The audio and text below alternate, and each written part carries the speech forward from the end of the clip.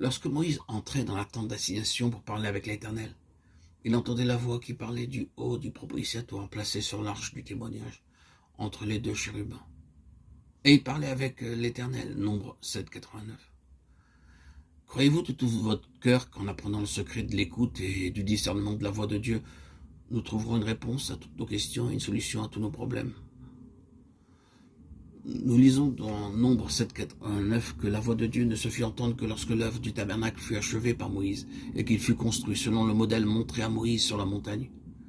Dans Exode 40,34, nous lisons que la gloire de Dieu remplit le tabernacle et que sa voix commença à se faire entendre d'entre les chérubins du lieu très saint. Lorsque quelqu'un voulait trouver la volonté de Dieu, il devait aller vers le souverain sacrificateur et ce dernier devait entendre la voix de Dieu parlant depuis le lieu très saint. Le Seigneur Jésus-Christ est notre souverain sacrificateur céleste et éternel, et ceux qui l'acceptent comme leur sauveur personnel sont habités par lui. Leurs corps deviennent le temple du Saint-Esprit. Il n'est besoin maintenant pour personne d'aller vers un souverain sacrificateur terrestre. L'homme peut parler à Dieu par le Seigneur Jésus-Christ, le souverain sacrificateur, pour obtenir une réponse et entendre la voix de Dieu quotidiennement. Mais une chose est nécessaire. Tous ceux qui désirent entendre la voix de Dieu doivent s'assurer qu'ils sont bien habités par l'Esprit de Dieu. Dieu est saint, et avant qu'il ne vienne en nous, il doit tout d'abord nous purifier par le précieux sang de Christ. Seul le péché nous empêche de ressentir sa présence. Mais le péché peut être continuellement pardonné et enlevé par son précieux sang.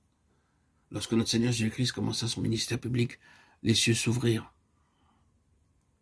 Le Saint-Esprit descendit sous la forme d'une colombe, et la voix venant du ciel se fit entendre. Il est venu dans ce monde afin que les cieux soient ouverts pour nous, que le Saint-Esprit demeure sur nous et qu'en toutes choses nous soyons conduits en entendant la voix de Dieu chaque jour.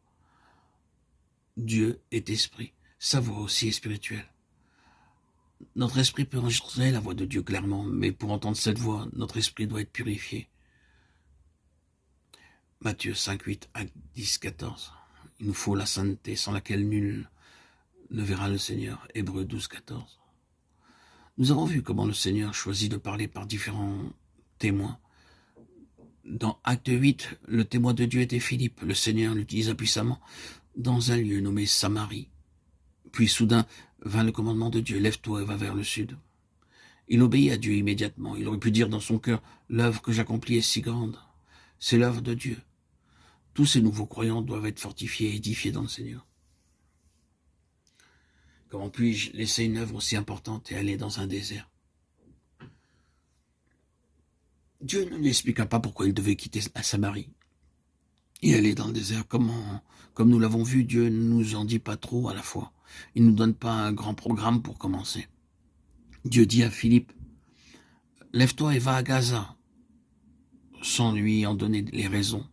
Cependant, alors qu'il obéissait, il en comprit la raison.